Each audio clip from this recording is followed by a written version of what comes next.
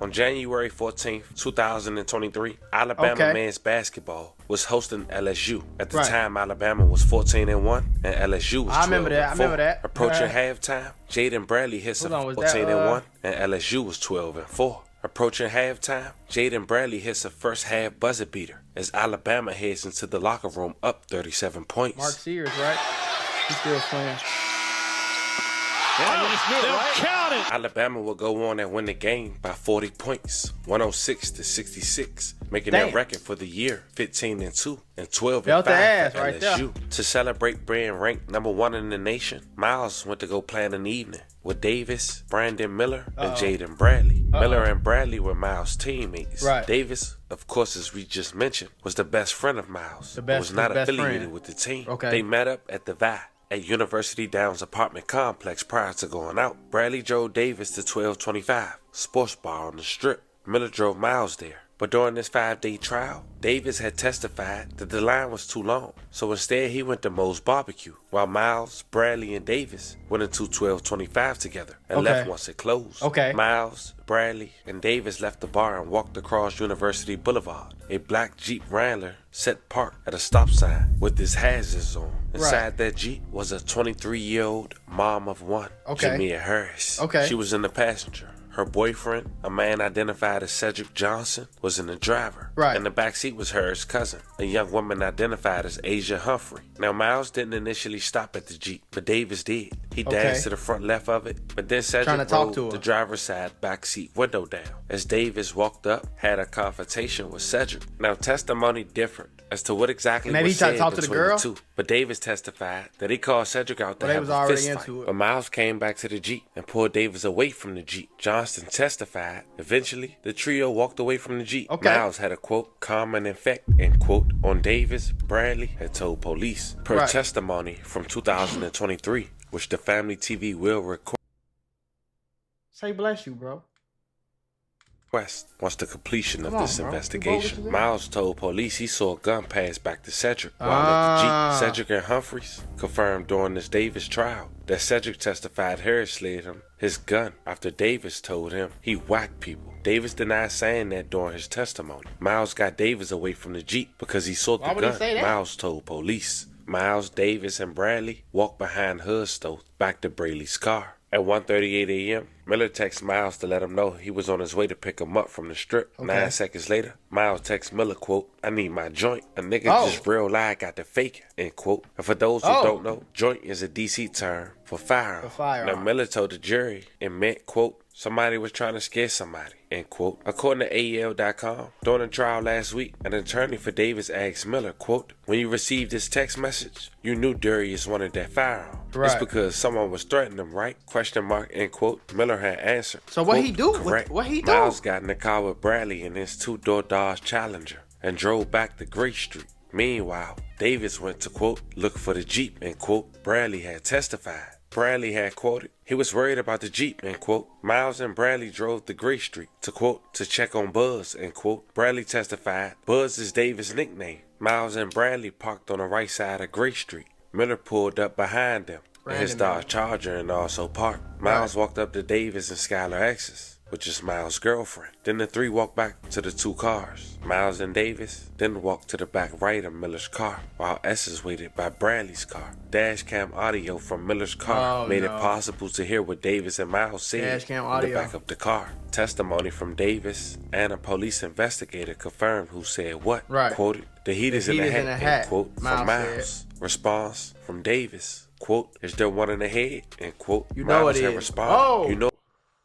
You know it is. It is. The conversation referred to a handgun and that a bullet was in the chamber. A testimony from an investigator. A police investigator testified in 2023. He relied on this conversation captured on the dash cam that Miles aided and abetted a capital murder. After Miles emerged from the back of the Dodge Charger, he walked. So they saying he helped him commit the murder because I guess. I want to put y'all on to some of the easiest money you'll ever make in your life. Freecash.com is a website that allows you to literally get paid hundreds of dollars just for playing video games on your phone. All you need is an email and a password. Follow the directions on each of the campaigns and you can earn at least $100. My personal favorite game to play was Sunrise Island, and when I clicked on it, they had a $370 bonus. I got $370 just for playing a video game on my phone. On average, it only takes about 17 minutes for most people to start earning money on freecash.com. So if you need some free,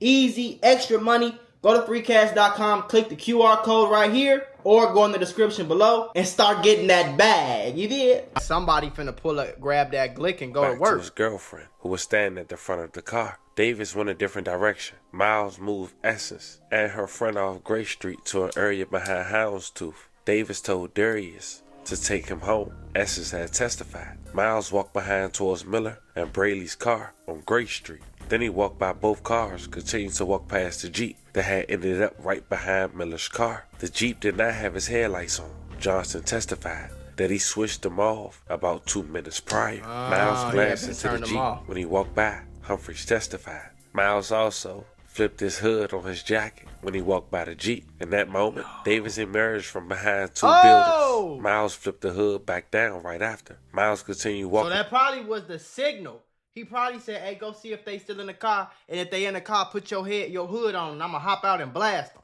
And then disappeared from his view and off view of the surveillance camera. He left the scene and was not on Gray Street when Davis ran up to the driver's side window and shot into the Jeep. Woo! Miles' next known action, he and Essence picked up Davis, who was on foot after the shooting. Davis testified they went back to Via at University Downs, the apartment complex where they started the night. Right. Davis testified he gave the gun back to Darius Miles. Davis also said... So he gave him the gun that ended up committing the murder. I see what... And you on recording doing it. So it ain't even like no he say, she say, somebody can snitch on you. You on recording, giving your homie a gun, knowing what he's about to do. Then you go walk past the Jeep, flip your hood up, and your homie pop out the cut and commit the murder. You walk off like ain't nothing happened. Then somebody come pick you up and take you back to the apartment. So that's aiding and abetting the murder, shorty. You can get you can get 30, 40 years just for that, just for helping somebody out. Cause it's not like he came to your house and he was like, hey bro, you got a gun, somebody like trying to hurt me, bro. You like, yeah, my gun right here. What happened, bro? Hold on, bro. What happened, bro? You know what I'm saying?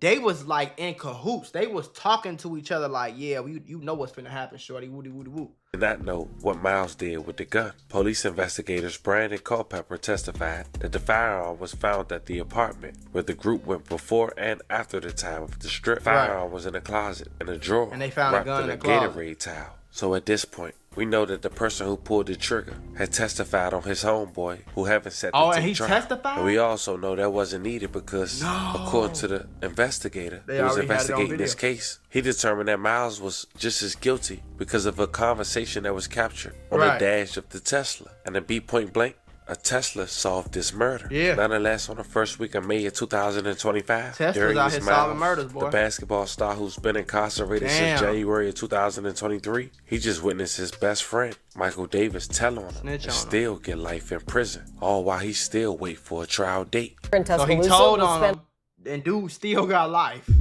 Cause it's like that's a cold-blooded murder, bro. People not gonna look at you like you was in self-defense or you was just protecting yourself or your people or nothing. The altercation been over. Y'all went and got a gun, did all that. Y'all went looking for these people over something because y'all was arguing. And it sounded like his homie tried to talk to the girl, not realizing that it was a dude in the driver's seat. Dude in the driver's seat felt a certain way. They started going back and forth talking about fighting. They come back up. They leave. They come back up there to the strip. They trying to find him. He doing whatever he doing. They think that they found him. Dude go like this shit's stupid, bro. And to know that you in a D1, like if that's my homie gang and you playing D1 basketball in the SEC of all conferences and you playing at Alabama and you starting and you hooping and you got money on the line, you can go to the league. Even if you don't go to the league, nigga, you can go make $2-3 million a year in China or Australia or something. You got your life in front of you, gang. You know what I'm saying? I'm not letting you be here. If I'm his homie, nigga, take your ass home, dude. We not doing this. We not finna do that. If he play with you, I'm gonna smash him to the floor.